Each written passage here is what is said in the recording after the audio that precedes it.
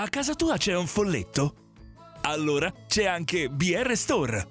Ordina adesso e domani è tutto a casa tua. Perché non scegliere di risparmiare?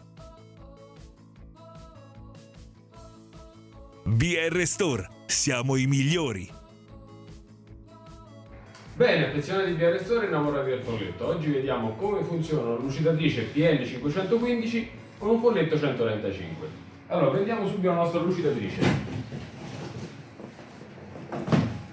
Se acquistate la lucidatrice sul nostro store vi arriverà già completa con entrambi i moduli, quindi sia quello per utilizzare sul pavimenti classici normali e sia per trattare pavimenti cerati o parquet. Allora, la PL515 o Pulilux è questa qui. Nasceva con il 131, è stata poi estesa al 135, ma è comunque compatibile con tutti quanti i modelli che vanno dal 130 in poi, quindi dal folletto all'incirca degli anni 2000 fino alle ultime serie. Allora, innanzitutto, come funziona la lucidatrice? La lucidatrice monta 3 spazzole, adesso vediamo anche come smontarle.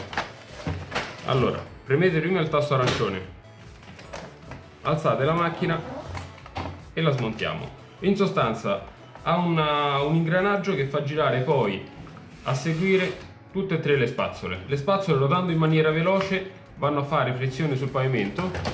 Facendo frizione sul pavimento aiutano a curare diciamo, il pavimento, le vie di fuga eccetera, e nel contempo anche ad aspirare sia sulla parte frontale, quindi l'angolo del battiscopa, e sia poi a rimuovere eventuali residui che sono rimasti. Allora, esistono 2 moduli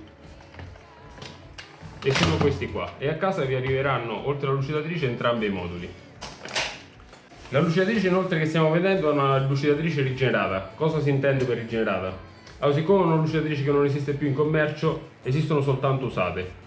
Nel nostro caso prendiamo la macchina, la igienizziamo e la puliamo completamente, la rimettiamo a nuovo e la rivendiamo con la garanzia. I moduli che vi arriveranno a casa saranno 2 e sono per l'esattezza il modulo Pecari e il modulo Panda.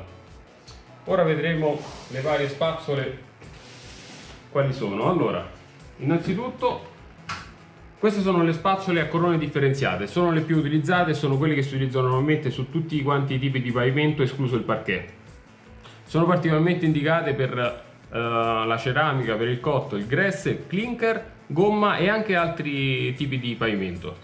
Cosa hanno di particolare? Essendo differenziato, quindi avendo delle setole più larghe e setole più strette e rigide, riescono ad adattarsi a qualsiasi pavimento, che sia esso piano oppure irregolare. Quindi se si hanno pavimenti ruvidi o con vie di fuga larghe o troppo alte, con questo tipo di spazzola si riesce a risolvere. Normalmente si utilizza per la manutenzione e la cura quotidiana e ha una pulizia di tipo a secco. Se lo giriamo vediamo il pad. Allora, il pad si utilizza per la rimozione meccanica di grasso e sporco, soprattutto secco, che si va a che si va a seccare sul pavimento. Quindi se si hanno le solite strisce di gomma, comunque grasso molto vecchio, con questo tipo di spazzola si riesce a risolvere. È una spazzola quasi abrasiva. In entrambi i casi, quindi sia quando si utilizzano le setole differenziate sia quando soprattutto si utilizza il pad, si consiglia di non utilizzare la macchina sullo stesso punto per più di 3 secondi. Questo tipo di spazzola normalmente si utilizza su gress porcellanato e ceramica classica. Per quanto riguarda invece l'altro modulo, parliamo del modulo Panda. Allora, a doppia faccia anch'esso, da una parte setola e dall'altra parte feltro. Allora, normalmente questo qui si utilizza sui pavimenti da trattare con la cera, in particolare per il parquet. Allora, la procedura da eseguire quando si deve cerare e lucidare il parquet è la seguente. Allora, innanzitutto bisogna prima lavare e rimuovere tutta quanta la cera che è rimasta vecchia. Una volta lavata si procede con stendere la cera uniformemente su tutto quanto il pavimento. Aspettiamo che si asciughi e solo dopo iniziamo a utilizzare le setole. Quindi serve più che altro per trattare il pavimento una volta che si è utilizzata la cera. Una volta che abbiamo passato le setole, giriamo di nuovo il nostro modulo e utilizziamo il feltro. Il feltro ha la funzione di brillantare il parquet. Il parquet o comunque altri pavimenti incerati, tipo chi ha i marmittoni a casa. Ora vediamo come si sostituiscono le varie spazzole. Allora, innanzitutto, per quanto riguarda il montaggio deve essere per forza obbligato in questa maniera, cioè dove c'è questo perno alto va inserito il cerchio, il collarino, quello giallo.